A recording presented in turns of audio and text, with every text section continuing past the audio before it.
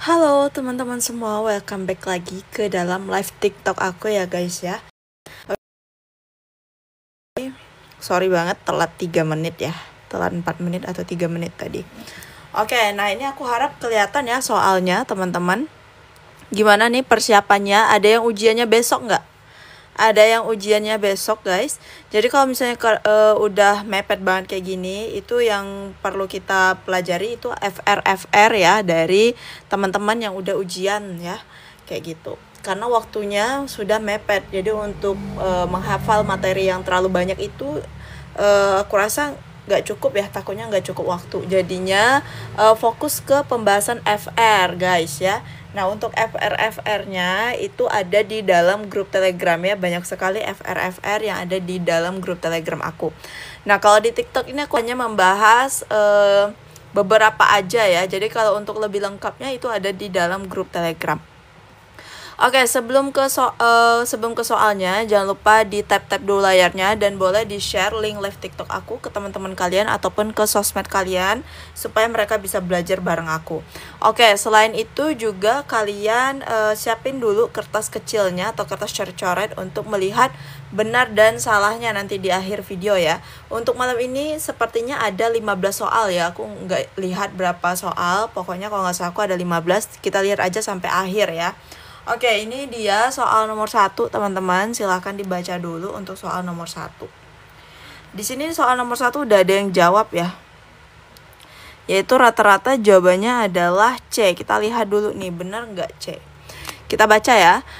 Seorang bidan hendak melakukan tindakan episiotomi pada pasien yang persalinannya macet. Apa prinsip utama yang harus dipastikan bidan sebelum melakukan tindakan tersebut? Oke, jadi terkait informed consent, kemudian informed choice ya teman-teman, itu banyak sekali ya keluar waktu ujian. Ada beberapa yang dapat informed consent maupun informed choice ya. Nah, di sini pertanyaannya terkait informed consent ya. Nah, di sini kita lihat nih kata kuncinya. Jadi, bidan hendak melakukan tindakan episiotomi ya pada pasien dengan persalinan macet. Nah, jadi karena macet maka perlu dilakukan tindakan episiotomi segera. Nah, prinsip utama yang harus dipastikan bidan sebelum melakukan episiotomi itu apa, teman-teman?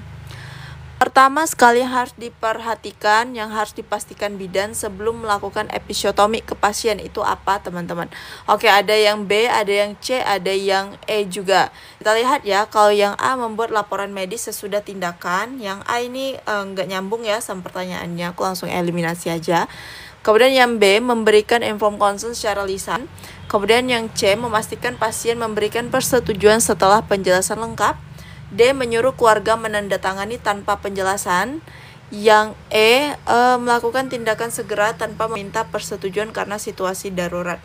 Oke, jadi di sini kata kuncinya adalah bidan ingin melakukan episiotomi karena persalinan macet. Nah, yang ditanyakan adalah prinsip utama yang harus diperhatikan bidan sebelum melakukan tindakan episiotomi, teman-teman. Pertama sekali yang harus dilakukan bidan yaitu apa? Memberitahukan ya teman-teman ya, memberitahukan bahwa si pasien itu harus dilakukan episiotomi. Tujuannya apa? Yaitu kita jelaskan secara lebih rinci ya teman-teman, sehingga dia ngerti nih kenapa harus dilakukan episiotomi ya, karena persalinannya macet maka harus segera dilakukan tindakan episiotomi untuk mengeluarkan bayinya, seperti itu. Jadi untuk soal nomor 1 ya jawabannya adalah yang C, memastikan pasien memberikan persetujuan setelah penjelasan lengkap. Jadi prinsip utama kita harus jelasin dulu ya, jelasin pasiennya dengan tindakan yang akan kita lakukan dan tujuan dari tindakan tersebut, teman-teman. Jadi untuk soal nomor 1 jawabannya adalah yang C. Jadi pasiennya itu ngerti ya kenapa dilakukan episiotomi tersebut, seperti itu. Kalau misalnya pasiennya ternyata menolak, ya tetap harus dilakukan episiotomi ya teman-teman. Yaitu nanti berkaitan lagi sama dilema etik dan lain sebagainya. Oke, kita lanjut lagi ke soal nomor 2. Oke, ini dia soal nomor 2. Silahkan dibaca ya teman-teman. Ini soalnya kelihatan ya. Ini agak kecil tulisannya, aku harap kelihatan teman-teman. Oke, next kita bahas lagi untuk soal nomor 2. Jangan lupa di tap-tap layarnya teman-teman biar aku makin semangat buat live ini dan makin memperbanyak soal ya. Oke, soal nomor 2, buram Kak. Oke, kelihatan gak nih? Kelihatan lah ya. Oke, soal nomor 2, dalam pelaksanaan informed consent, bidan harus memastikan bahwa pasien telah memahami seluruh informasi yang diberikan. Di bawah ini mana yang bukan termasuk komponen penting dalam proses informed consent? Nah, ini soal nomor 2 gampang lah ya teman-teman ya. Nah, jadi pertanyaannya, kata kuncinya itu yang bukan termasuk komponen penting dalam proses informed consent. Kita lihat dulu. Kalau yang A menjelaskan resiko dan komplikasi, ya ini benar ya teman-teman ya, resiko dan komplikasi terhadap kasus tersebut ya jika tidak dilakukan tindakan. Kemudian kalau yang B memberikan alternatif lain selain tindakan, ya ini masuk juga komponen dalam informed consent yang B. Kemudian yang C memaksa pasien agar setuju demi kebaikan pasien. Nah ini untuk soal nomor 2 yang C ya, itu tergantung lagi konteksnya. Kalau misalnya emang emergency dan harus dilakukan, ya itu emang harus dipaksa ya teman-teman ya. Tapi memaksa pasien itu bukan komponen utama atau komponen penting ya. Jadi yang C itu bukan. Kemudian yang D memberikan kesempatan bertanya, ini jelas banget ya. Kemudian yang E menjelaskan tujuan dan tindakan, ini juga benar. Nah jadi yang kurang tepat, yang tidak termasuk komponen penting itu adalah yang C guys. Oke, jadi untuk soal nomor 2 jawabannya adalah yang C. Dari 2 soal ada yang masih benar semua nggak nih? Aku rasa kayaknya untuk soal nomor 2 benar semua ya. Oke, next kita lanjut lagi ke soal nomor 3. Nah ini dia soal nomor 3 guys. Kak, aku sering ikut live kakak, alhamdulillah lulus P3K tahun 2024. Keren sekali Lisa, berarti Lisa yang P3K tahap pertama kemarin ya. Congrats ya buat Kak Lisa ya, dan sukses terus buat Kak Lisa. Begitu juga dengan teman-teman yang akan ujian, sukses selalu guys. Semoga dilancarkan waktu ujiannya besok atau nanti ya yang menjelang ujian. P3K profesi kemarin yang tahap 1 kebanyakan tentang infeksi. Ya, infeksi tuh ada juga ya, yang D3 juga ada beberapa yang dapat infeksi nifas salah satunya. Benar semua Kak. Oke, next kita lanjut ke soal nomor 3. Seorang ibu hamil meminta waktu untuk berdiskusi dengan keluarganya sebelum memberikan keputusan atas prosedur yang disarankan bidan. Nah, sikap bidan yang paling tepat adalah, oke, silakan dijawab untuk soal nomor 3. Dan bagi teman-teman yang ketinggalan live aku beberapa soal sebelumnya, itu kalian bisa tonton ulang di dalam YouTube aku, dan live TikTok aku semalam udah aku share di dalam YouTube aku, namanya Aulia Sakinah Putri. Jadi kalian tinggal search aja. Yang belum subscribe silahkan di subscribe ya.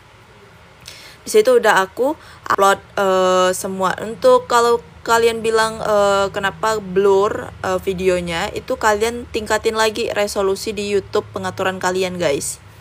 Kayak gitu. Biasanya karena videonya itu terlalu panjang jadi bikin buram. Oke, next ke soal nomor 3 ya. Ini kata kuncinya ya yang paling tepat. Apa nih kata kuncinya?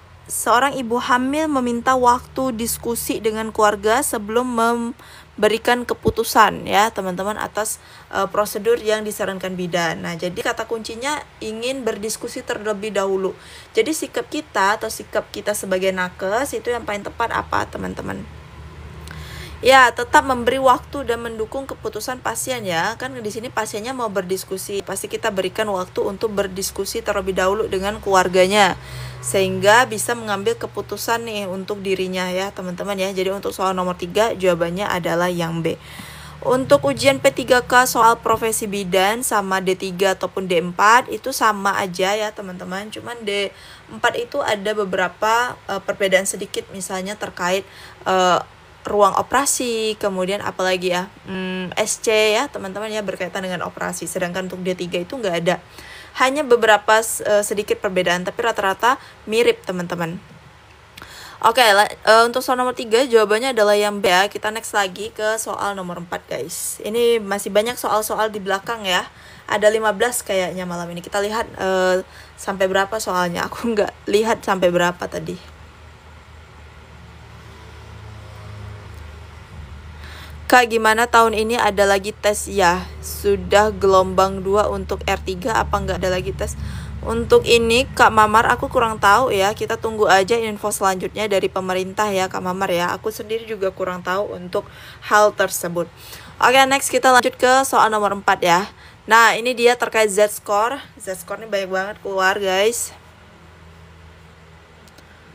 Seorang anak usia 2 tahun memiliki Z-score ya. Sorry, ini Z-score. Z-score BB per TB sebesar min 2,5 SD. Nah, berdasarkan nilai tersebut status gizinya adalah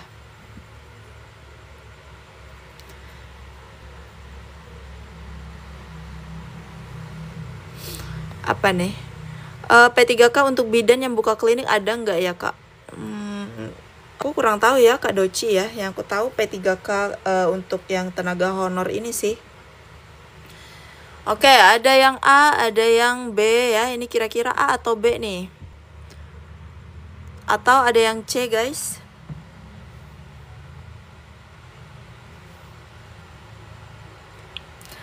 Nah, jadi di sini untuk tabel Z-score sendiri itu udah pernah di-share di dalam grup Telegram ya. Silahkan dibaca-baca lagi untuk tabel Z-score. Nah, di sini Z-score-nya untuk BB per TB itu min 2,5 SD. Ini soal sering juga nih keluar waktu ujian P3K. Jadi kalau misalnya kalian bingung, kalian bisa tarik aja garis ya, teman-teman ya. Nah, ini tarik garis horizontal yang mana di sini bagian positif ya, teman-teman, yang di sini bagian negatif. Nah, di sini adalah senternya tengah-tengah 0. Nah, untuk kategori normal ya itu apabila plus 2 SD plus 2 SD ya teman-teman ya, itu untuk kategori berat badan normal. Nah, di sini min 2,5 SD. Min 2,5 SD ini artinya kan dia semakin ke kiri itu hasilnya semakin kecil, teman-teman ya. Seperti kita belajar matematika juga. Nah, artinya di sini gizinya itu tidak normal ya, tidak lebih, tidak normal. Nah, jadi antara kurang atau gizi buruk, teman-teman. Nah, untuk gizi kurang sendiri itu apabila kurang dari min 2 SD. Nah, ini gizi kurang ya. Sedangkan untuk gizi buruk itu adalah min 3 SD. Nah, jadi di sini dia min 2,5 SD di tengah-tengah, teman-teman ya. Aku gambarin aja di sini biar gampang untuk garis horizontalnya. Ini min 2 SD ya. Kemudian ini kategori gizi kurang. Kelihatan nggak sih? Gizi kurang ya. Nah, di sini min 3 SD. Ini kategori gizi buruk. Gizi buruk ya, teman-teman ya. Nah, dia mana nih? Skornya berada di min 2,5 SD, artinya tengah-tengah sini. Min 2,5 SD. Nah, dikatakan gizi kurang apabila dia berada di min 2, SD. Nah, dikatakan gizi buruk apabila dia berada di min 3 SD, teman-teman. Nah, jadi kira-kira jawabannya yang mana nih? Kalau untuk yang A itu tidak tepat ya, teman-teman ya. Kalau yang A itu apabila Z-score-nya berada di plus 2 SD, teman-teman. Sampai dengan plus 1. Nah, jadi jawabannya adalah yang C ya guys ya, gizi buruk. Karena kalau dikatakan gizi kurang, dia sudah melewati dari min 2 SD, teman-teman. Makanya diambil di bagian gizi buruk. Jadi untuk soal nomor 4, jawabannya adalah yang C. Kalau misalnya dia min 2 SD, itu baru kategori gizi kurang, teman-teman. Tapi karena di sini dia di antara gizi buruk dan di gizi kurang ya, maka diambil di yang mendekati min 3 SD, teman-teman. Jadi untuk soal nomor 4 jawabannya adalah yang C. Agak ribet ya untuk Z-score ya. Tabelnya juga banyak, teman-teman. Itu ada BB per TB, BB per usia ya, kemudian tinggi badan per usia, dan banyak banget. Oke, next kita lanjut lagi ke soal nomor 5. Nah, ini dia lagi ya soal terkait Z-score, teman-teman. Pusing Kak, pelan-pelan ya teman-teman ya, pelan-pelan dipahami. Karena kalau buru-buru juga memang pusing. Nanti diulang-ulang lagi aja terkait Z-score ini. Dan untuk tabelnya juga ada di dalam grup Telegram. Kak, tahun ini apa ada P3K untuk umum? Harapannya sih semoga ada ya guys ya untuk umum. Cuman kan belum tahu lagi nih, kita tunggu aja info selanjutnya dari pemerintah. Oke, soal nomor 5. Jika Z-score berat badan per usia seorang balita plus 2,5 SD, maka kemungkinan status gizi anak tersebut adalah Jawaban terbanyak kirim adalah yang B. Oke, kita tarik garis aja kayak tadi teman-teman, garis horizontal. Nah, ini senternya ya. Nah, di sini bagian min ya, di sini bagian plus. Nah, 2,5 SD. Oke, kalau kategori normal itu apabila plus 2 SD ya teman-teman, ini kategori normal. Plus 2 SD sampai dengan plus 1 SD. Ini kategori normal. Nah, di soal itu dia plus 2,5 SD. Artinya apa? Gizinya atau berat badannya itu berlebih ya, teman-teman ya. Nah, jadi aku tulis dulu di sini plus 1 SD. Kemudian di sini plus 2 SD. Nah, kemudian plus 2,5 ya. Nggak kelihatan. Plus 2,5. Nah, ternyata Z-score si anak itu berada di sini ya, teman-teman. Sedangkan batas normalnya itu adalah dari sini, dari 1 ke 2. Ini batas normal, teman-teman. Artinya si berat badan anak tersebut kelebihan ya, teman-teman ya. Jadi untuk soal nomor 5 jawabannya itu adalah yang B. Rata-rata ini benar semua ya, yang B ya, teman-teman ya. Kalau udah ngerti itu gampang ya, seperti itu. Sebenarnya inilah trik untuk memahami Z-score, apalagi tabel tuh banyak ya teman-teman, pusing banget kepala mau dihafalin. Jadi ya aku coba cari cara yang agak ringkas ya, kurang lebih dengan garis horizontal ini teman-teman. Oke, lanjut ke soal nomor 6 ya. Jadi untuk soal nomor 5 tadi jawabannya adalah yang B. Next ke soal nomor 6. Nah, ini dia masih terkait Z-score ya, ini soal nomor 6. Nah, kita baca dulu pertanyaannya. Seorang bayi dengan Z-score panjang badan per usia ya, panjang badan PB atau TB per usia, per U ya teman-teman, atau per usia. Nah, itu sebesar min 3,5 SD. Nah, masuk ke dalam kategori apa ini nih? Oke, kita pakai garis horizontal tadi lagi teman-teman. Seorang bayi ya dengan Z-score panjang badan atau tinggi badan ya. Kalau berbicara terkait tinggi badan itu berkaitan dengan stunting ya teman-teman ya. Berkaitan dengan tinggi pendek badannya kayak gitu. Nah, tapi kalau yang ditanyakan BB per usia atau BB per usia itu biasanya dari gizi ya, berkaitan dengan gizi atau berat badan. Teman-teman, berat badan ya. Tapi kalau berat badan per tinggi badan itu biasanya berkaitan hasilnya nanti dengan gizi. Itu.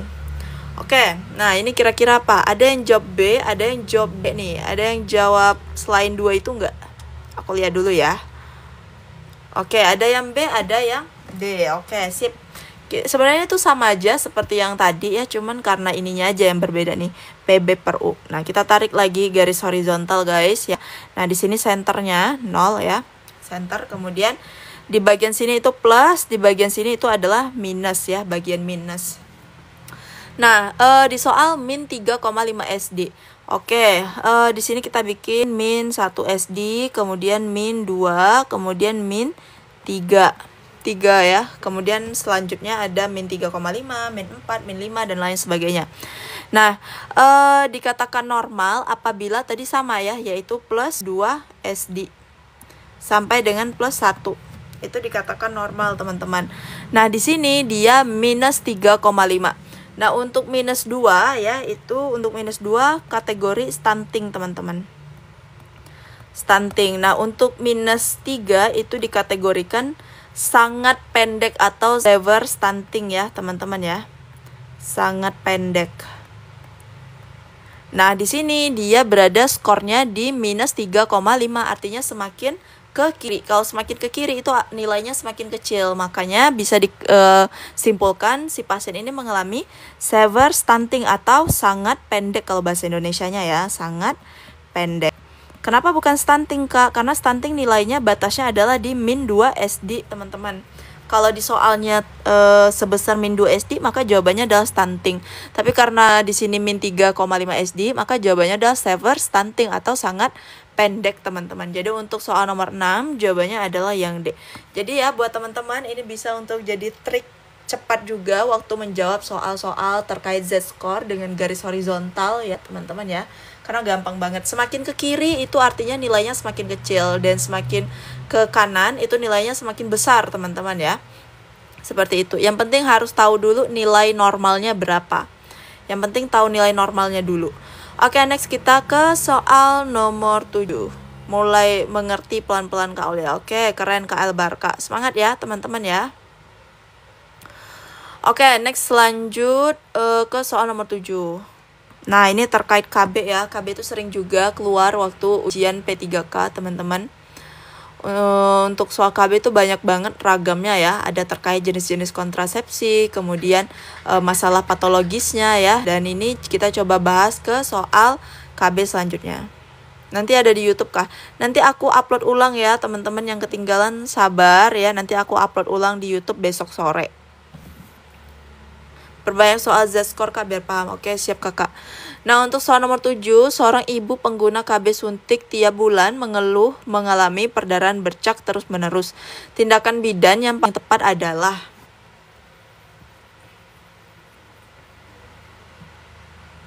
Oke guys, nah ini soal nomor 7 ya terkait KB. Aku lihat dulu jawaban paling terbanyak itu adalah yang C. Kita lihat nanti benar atau enggak. Kak, soal CBR juga kah? Untuk CBR itu kategori PWSKIA ya. Selain kita udah bahas PWSKIA, tapi kita lebih ke cakupan. Nanti CBR next ya, next live kita bahas. Oke.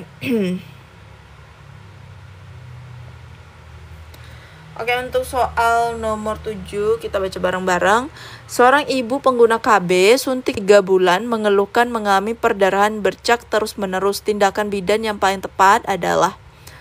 Oke, ada yang C, ada yang A juga, ada yang lain gak nih? Ada kumpulan soal-soal nggak? Untuk kumpulan soal-soalnya itu ada di ebook ya teman-teman. Di grup tele juga ada.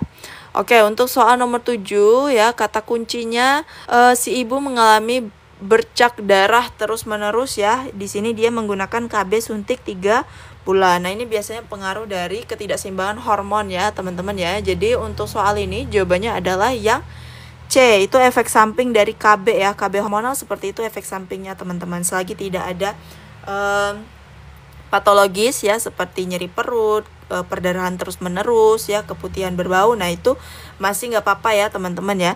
Jadi menjelaskan bahwa bercak tersebut efek samping normal dan tetap harus dipantau nih. Apakah bercaknya itu terus-menerus atau berhenti, teman-teman. Nah, di sini dia mengeluh mengalami perdarahan bercak ya, terus-menerus dari si KB suntik 3 bulan. Ini biasanya penyesuaian hormon ya, teman-teman. Apalagi awal-awal penggunaan KB itu hal yang normal ya, kalau misalnya ada bercak-bercak darah seperti itu.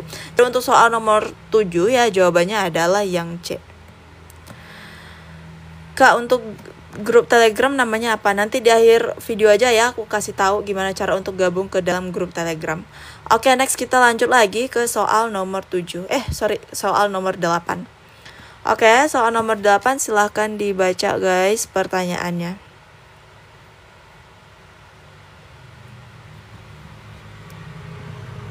Seorang ibu pengguna KB pil kombinasi sering lupa minum pil sehingga sering mengalami perdarahan di luar siklus. Alternatif metode kontrasepsi yang paling tepat diberikan adalah, oke teman-teman ya.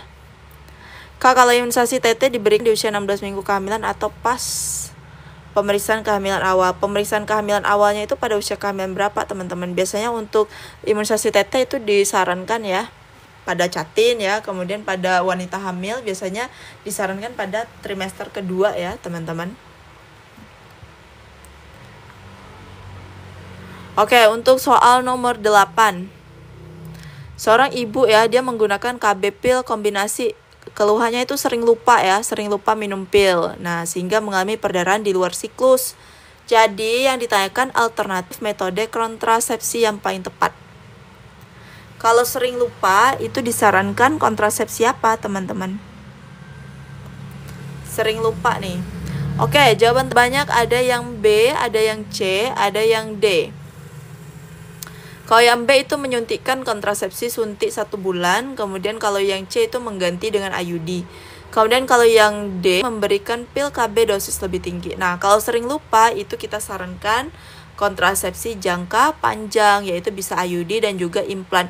Kalau suntik 1 bulan ini juga bukan kontrasepsi jangka panjang ya, teman-teman ya. Jadi untuk metode kontrasepsi alternatifnya ya itu bisa mengganti dengan Ayudi ya, karena di sini masalah si ibunya itu sering lupa. Jadi kalau sering lupa, sarankan dengan kontrasepsi jangka panjang seperti itu. Nah, jadi untuk soal nomor 8 jawabannya adalah yang C, guys. Oke, next ya. Dari ke-8 soal ini ada yang masih benar semua nggak? Ada yang belum salah sama sekali? Oke, kalau yang belum ada sama sekali salah sama sekali ya, keren ya kalian. Dan semoga nanti waktu ujian hasilnya maksimal. Tapi buat kalian yang udah ada salah ya, salah satu atau salah dua nggak apa-apa ya, namanya belajar ya teman-teman. Dan yang salah itu coba dipelajari ulang lagi. Jadi waktu ujian nanti diharapkan tidak salah-salah lagi teman-teman. Oke, lanjut lagi ke soal nomor 9. Next ke soal nomor 9 ya guys ya. Silahkan dibaca untuk soal nomor 9. Kurang fokus kak karena nyambi lagi piket jadi ada salah 3. Gak apa-apa Kak Rizky, nanti dipelajari ulang lagi ya Kak Rizky ya. Kak Afreni salah satu kak. Oke, masih banyak salah. Oke teman-teman, yang masih banyak salah ataupun yang pada benar semua ya, yang masih banyak salah dipelajari lagi, yang salahnya itu di mana ya, dipahami lagi. Kemudian yang benar ya, yang udah benar semua, kalian keren dan semoga nanti waktu ujian juga jawabannya benar semua ya guys. Lanjut ke soal nomor 9. Seorang ibu pengguna Ayudi mengeluh keluar darah banyak, keputihan, bau, dan nyeri perut. Apa tindakan prioritas yang harus dilakukan bidan guys? Oke, jadi di sini sebagai aseptor Ayudi ya, keluhannya keluar darah banyak, keputihan bau, nyeri, keputihan bau, dan ada nyeri perut. Nah, ini udah masuk ke patologis ya teman-teman ya. Kalau mau dikatakan efek samping Ayudi ya, biasanya efek samping Ayudi memang sih darahnya itu banyak keluar ya, terutama waktu haid. Kemudian keputihan bau itu sebenarnya tergantung dari hygienes-nya masing-masing ya teman-teman ya. Nah, keputihan bau itu udah masuk ke dalam mengarah ke patologis teman-teman. Kemudian juga ada nyeri perut. Nah, tindakan prioritas utamanya itu apa? Di sini rata-rata jawabannya adalah yang C, yaitu rujuk segera ke fasilitas lebih tinggi. Nah, karena di sini udah mengarah ke bagian kasus patologis, maka kita rujuk segera ya teman-teman ya, rujuk segera ke fasilitas yang lebih tinggi teman-teman ya. Takutnya ada infeksi nih di bagian rahimnya atau uterusnya ya teman-teman, maka perlu pemeriksaan lebih lanjut nih. Jadi untuk soal nomor 9 jawabannya adalah yang C guys. Oke, buat teman-teman yang ketinggalan gak apa-apa, karena besok aku upload ulang di YouTube aku, namanya Aulia Sakina Putri. Kalian silahkan yang belum subscribe jangan lupa di subscribe ya. Dan yang live semalam yang ketinggalan juga bisa kalian tonton ulang karena udah aku upload. Oke, lanjut ke soal nomor 10. Soal nomor 10 kita baca bareng-bareng. Saat menolong persalinan, kepala bayi sudah tampak di vulva dan ibu terus mengejar. Tindakannya harus dilakukan bidan untuk mencegah ruptur ruptur perineum. Nah, ini kayaknya pada benar semua lah ya untuk soal nomor 10. Soal P3K sama hukum beda ya kak? Kurang lebih ada beda, ada sama kakak siapa ini? Kakak Ila ya, ada beberapa yang sama, ada yang beda. Ya Kak Ila, kalau boleh tahu hukum tanggal berapa guys? Ukom tanggal berapa ya? Maksud aku Ukom bulan berapa ya untuk gelombang kedua ya kalau nggak salah. Agustus ya. Untuk gelombang keduanya itu bulan berapa? Kalau untuk gelombang pertama udah lewat ya guys ya.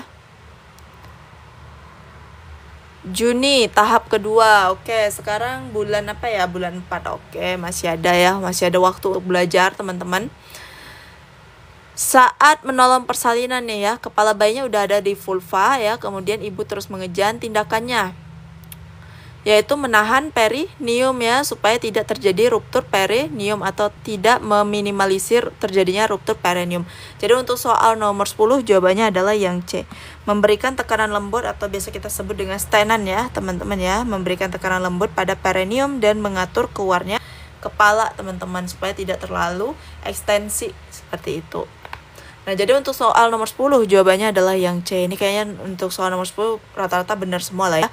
Lanjut lagi ke soal nomor 11. Oke, ini dia soal nomor 11 guys. Kita masih ada banyak soal lagi di belakang. Ikutin terus ya teman-teman ya. Ini masih semangat nggak nih? Kalian suka nggak kalau aku live teman-teman?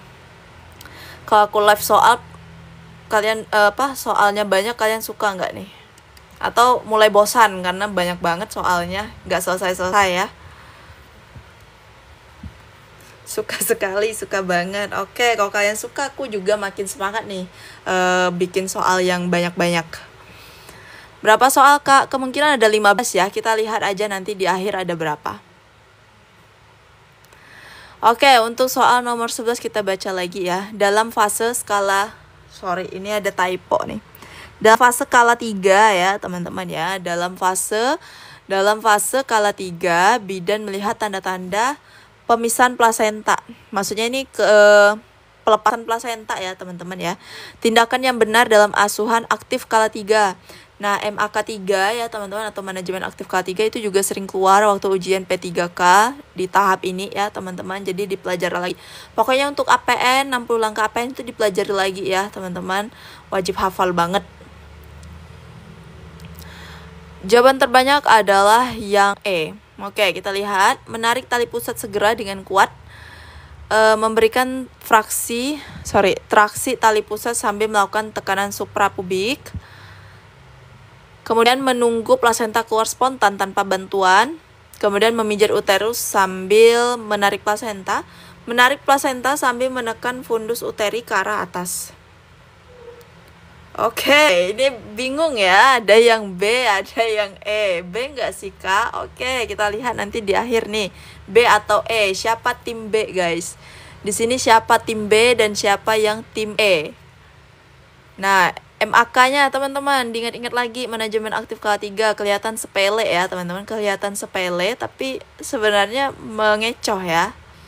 Antara B atau E, Kak. Oke. Kita lihat ya, tim siapa nih yang menang, tim B atau tim E ya. Nah, jadi traksi itu sama juga menarik ya, menarik tali pusat, teman-teman. Nah, jadi untuk MAK skala 3 ya, teman-teman ya, itu dilakukan PTT ya, yaitu PTT menarik tali pusat, tapi tidak kuat ya, teman-teman ya, karena kalau terlalu kuat takutnya putus nanti. Apalagi kalau yang plasentanya udah layu, teman-teman. Nah, jadi kalau yang A itu bukan ya. Kemudian yang C, menunggu plasenta keluar spontan tanpa bantuan. Nah, untuk melahirkan plasenta itu wajib banget dengan dilakukan PTT ya, teman-teman ya. Kemudian memijat uterus sambil menarik plasenta, yang D juga bukan. Nah, antara B sama E nih, mana nih? Kira-kira yang mana nih dilakukan tekanan, di suprapubik atau di fundus uteri, teman-teman? Bedanya di situ. Bedanya di suprapubik atau di fundus uteri. Sama-sama menarik tali pusat ya, sama-sama menarik tali pusat, tapi yang satu menekan di suprapubik, yang satu menekan di fundus uteri. Nah, jawaban yang benar adalah ya, jawaban yang benar itu yang B ya, teman-teman ya, memberikan tarikan ya, menarik tali pusat sambil melakukan tekanan suprapubik ya, teman-teman. Suprapubik tuh yang di dekat simfisis itu loh. Jadi tarik, tujuannya apa? Supaya tidak terjadi inversio uteri, teman-teman. Gitu. Jadi yang ditekan tuh suprapubik ya, bukan fundus uteri, teman-teman. Coba kalian cari di APN, itu pasti yang ditekan suprapubik. Dan untuk soal nomor 11 ini sebenarnya ada pengecohan di E. Kalian di sini ada menarik plasenta. Yang ditarik itu bukan plasenta tapi tali pusat ya, teman-teman ya. Di sini sengaja dibikin kecoh ya. Ternyata kalian melihat dari si fundus uterinya. Padahal di sini ada menarik plasenta, teman-teman. Bukan menarik plasenta ya, tapi menarik tali pusat, guys. Kayak gitu. Oke, jadi untuk soal nomor 11 jawabannya adalah yang B. Oke, kurang fokus ya. Oke, kalau yang kurang fokus silahkan minum aqua dulu ya, biar fokus, guys. Ngopi dulu, ngopi. Oke, lanjut ya ke soal nomor 12. Jadi kalau yang benarnya itu dilakukan tekanan pada suprapubik ya, bukan fundus ya, teman-teman ya. Oke, next kita lanjut ke soal nomor 12. Mana banyak yang jawab E lagi. Jadi yang benar tadi yang menang tim B ya, teman-teman ya. Nah, jadi yang tim E coba dibaca lagi APN-nya, guys. Yang tim E tadi dibaca lagi APN-nya. Oke, lanjut lagi ke soal nomor 12. Ya, kata kuncinya pokoknya saat MAK 3 itu yang ditekan bagian suprapubik ya. Tujuannya adalah supaya uterusnya tidak turun saat dilakukan penarikan tali pusat, teman-teman. Soal nomor 12, seorang ibu melahirkan bayi dengan letak sungsang ya. Setelah kepala lahir sebagian dan terjadi hambatan, tindakan pertama bidan adalah. Oke, ini ada yang C, ada yang D ya. Ini fokus ya guys ya, fokus, jangan salah lagi. Jangan salah lagi ya teman-teman ya. Cukup yang nomor 11 aja tadi yang gak fokus. Kak kepotong. Oke, ini kelihatan semua lah ya teman-teman ya.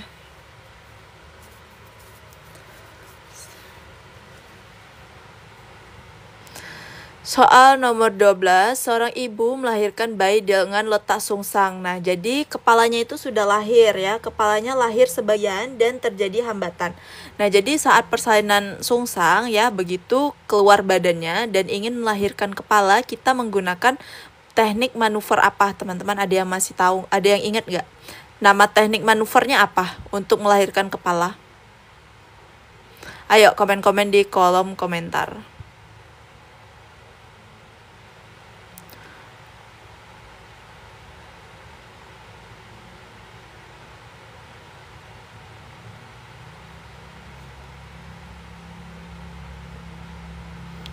Kalau Macrobert itu untuk distosia bahu guys ya. Kalau Macrobert itu untuk distosia bahu.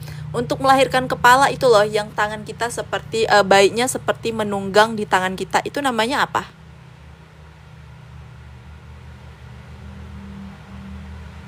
Ya benar nih, kakak siapa tadi yang pertama jawab?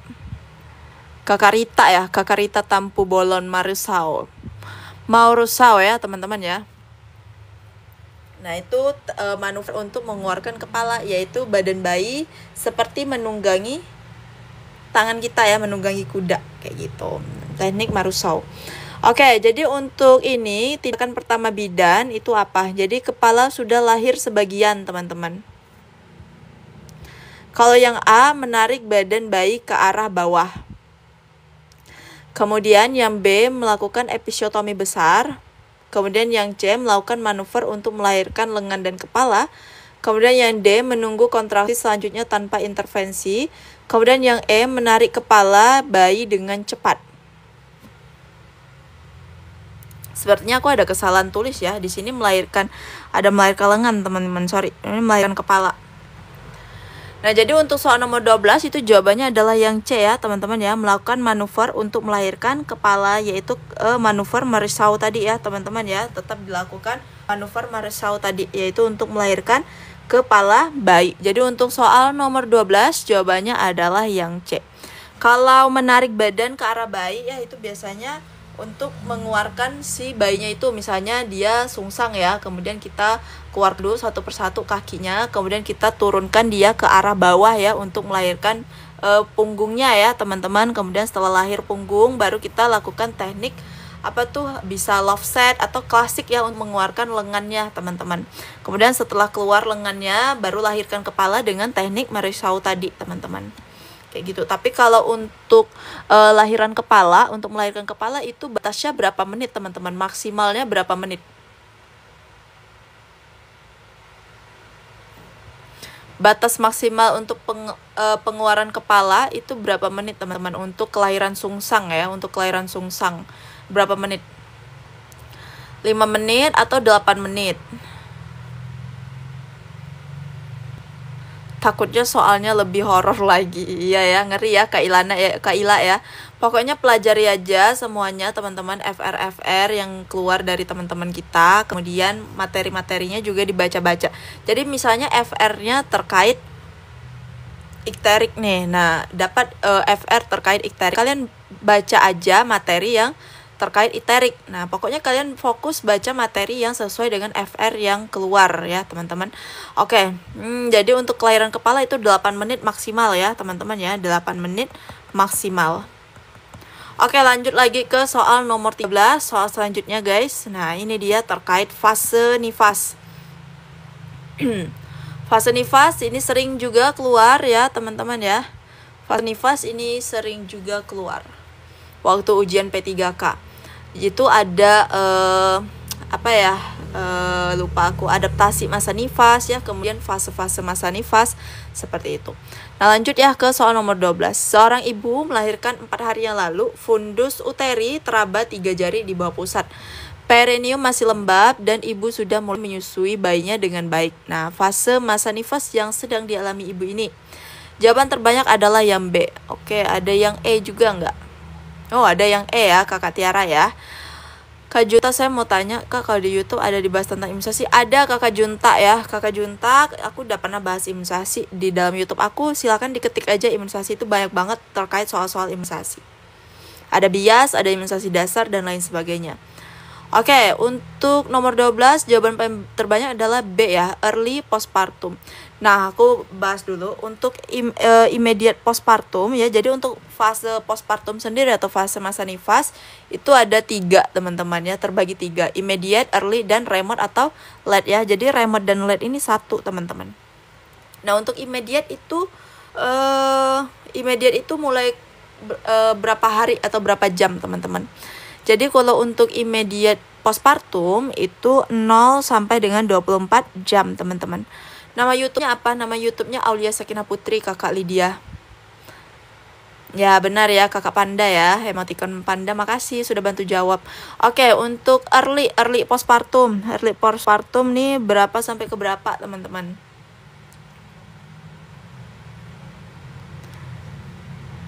Early mulai dari 24 jam ya sampai dengan 1 minggu teman-teman. Nah, itu early ya. Kemudian ada remote atau late postpartum. Nah, 2 ini ya, remote dan late postpartum itu mulai dari kapan teman-teman? Kalau remote atau late? Kak, besok jam berapa mulai live di TikTok? Jam 8 ya kakak ya. Kak, bahas soal kohor dong. Siap Kakak Panda ya, ditunggu ya Kakak Panda. Yaitu 1 sampai dengan 6 minggu. Oke, jadi udah dapat nih, udah tahu ya. Nah, pertanyaannya, kata kuncinya melahirkan 4 hari yang lalu. 4 hari yang lalu berarti dia masuk ke dalam fase early postpartum, yaitu 24 jam sampai dengan 1 minggu. Jadi untuk soal nomor 12 jawabannya adalah yang B guys. Nah, ini dihafal juga ya hari-harinya karena ada beberapa yang keluar. Dan untuk postpartum sendiri itu biasanya kebanyakan terkait kunjungan nifas ya, asuhan selama kunjungan KF1 sampai KF4 itu apa aja, kemudian fase-fase nifas, kemudian adaptasi psikologi ya teman-teman, itu dipelajari lagi. Dan untuk materinya udah pernah aku share di dalam grup Telegram, silahkan dibaca-baca lagi, dibuka lagi ya materi di dalam grup Telegram. Oke, lanjut lagi ke soal nomor 13. Nah, ini dia ke soal nomor 13 guys. Manakah perubahan fisiologi yang normal terjadi pada ibu dalam masa late postpartum? Oke, nah ini dia perubahan fisiologis pada late postpartum. Tadi aku bilang late postpartum itu dari hari keberapa sampai hari keberapa teman-teman. Nah, untuk late postpartum itu 1 sampai 6 minggu ya teman-teman ya. 1 sampai 6 minggu. Kak, grup Telegramnya apa? Nah, buat teman-teman yang mau gabung ke dalam grup Telegram itu nanti abis ini aku kasih tahu ya cara untuk gabungnya teman-teman. Jadi stay tune terus. Wow, ini like dari kalian hampir 20.000 ya teman-teman ya. Keren. Berarti semangat nih. Yuk kita tembusin sampai 20.000 lebih like ya. Oke, untuk soal nomor 13 ya, manakah perubahan fisiologi yang normal nih? Rata-rata jawabannya adalah yang C. Nah, fundus uteris tinggi pusat ini masuk ke dalam immediate ya, teman-teman ya. Immediate postpartum kalau yang A. Kemudian kalau yang B, pengeluaran lochia rubra yang banyak. Oke, kalau yang B ini kategori masuk mana nih? Lochia rubra yang banyak ya, ini early ya teman-teman ya, early postpartum. Kemudian mulai kembali siklus menstruasi pada ibu tidak menyusui. Oke, jadi siklus menstruasinya itu mulai kembali normal ya, terutama pada ibu-ibu yang tidak menyusui. Nah, itu terjadi pada masa late atau remote postpartum seperti itu. Jadi untuk soal nomor 13 jawabannya adalah yang C. Nah, jadi kalau yang A, fundus uteri setinggi pusat itu tadi immediate ya teman-teman ya, immediate. Kemudian kalau yang pengeluaran lochia banyak itu early teman-teman. Nah, sedangkan kembalinya siklus menstruasi itu bagian LED atau remote postpartum. Jadi untuk soal nomor 13 jawabannya adalah yang C. Next, lanjut lagi ke soal nomor 14. Nah, ini dia soal nomor 14, teman-teman, silahkan dibaca. Seorang ibu pada hari kedua postpartum mengeluh nyeri ringan, ya. Kepotong ini. Mengeluh nyeri ringan saat menyusui dan perut terasa mulas saat menyusui. Penilaian yang benar tentang kondisi ini. Silahkan dibaca, teman-teman. Jawabannya ada yang C, kakak panda A. Oke, kita lihat ya. Ada yang A, ada yang C nih. Kira-kira tim mana yang benar? Tim A atau tim C? Jawaban terbanyak adalah yang C. Ada yang jawab selain A atau C nggak? Mungkin B, D, atau E, teman-teman. Nah, kita lihat ya. Kata kuncinya hari kedua postpartum. Hari kedua postpartum. Nah, keluhannya cacing. Oke, siap kakak Cimori. Oke, keluhannya nyeri ringan ya, nyeri ringan saat menyusui. Kemudian perut terasa mulas juga saat menyusui. Nah, ini tuh biasanya ada ikut campur dari hormon oksitosin ya, teman-teman ya. Terutama untuk ibu-ibu yang menyusui, itu hormon oksitosinnya bekerja. Makanya terasa nyeri atau mulas di perut ya, teman-teman ya, seperti itu. Nah, jadi hal ini tuh termasuk hal yang normal, teman-teman, bukan hal yang tidak normal. Nah, kalau infeksi nifas itu biasanya dari lokea. Kalau misalnya keluar lokea purulenta yang berbau ya, teman-teman ya, kemudian berwarna hijau, berbau ya, itu masuk ke kategori infeksi nifas, ditambah lagi ibunya kalau demam. Seperti itu. Nah, tapi di sini dia hanya nyeri ringan saja, terutama saat menyusui. Dan perutnya juga terasa mulas saat menyusui. Nah, itu karena adanya dari hormon oksitosin tadi, teman-teman. Hormon oksitosin kan fungsinya adalah untuk mengeluarkan air susu ya, teman-teman ya. Maka itu adalah hal yang normal sebagai bagian kontraksi uterus. Jadi untuk soal nomor 14, jawabannya adalah yang C. Oke, kita 14 jawaban C, guys ya. Oke, selamat buat teman-teman yang jawabnya C ya. Bagi yang masih salah, it's okay, nggak apa-apa, dipelajari lagi. Lanjut ya. Oh, rupanya udah habis, guys. Malam ini soalnya 14 aja nih. Malam ini soalnya 14 aja. Besok lah kita bikin agak lebih banyak lagi ya, biar makin semangat, teman-teman. Makin semangat gak nih untuk belajar bareng aku? Kalau makin semangat, aku makin semangat juga nge-live dan bikin soalnya. Salam 4 aku Kak. Oke, besok live jam berapa? Seperti biasa jam 8 malam ya, teman-teman ya. Nah, buat kalian yang mau gabung ke dalam grup Telegram, kalian bisa pergi ke Instagram Lolos ASN. Nah, ini Instagramnya Lolos ASN. Kalian bisa follow ya, teman-teman. Silakan di-follow dulu. Dan kalau misalnya kalian mau bergabung ke dalam grup Telegram, kalian silakan WA aja admin bidan. Nah, ini adalah WA admin. Kalian klik aja link ini. Nanti muncul tuh link untuk bidan atau perawat dan lain sebagainya. Kalau untuk bidan, kalian klik yang ada tulisan admin bidan ya. Kemudian nanti bakal diarahkan ke WA admin, teman-teman, untuk bergabung ke dalam grup Telegram.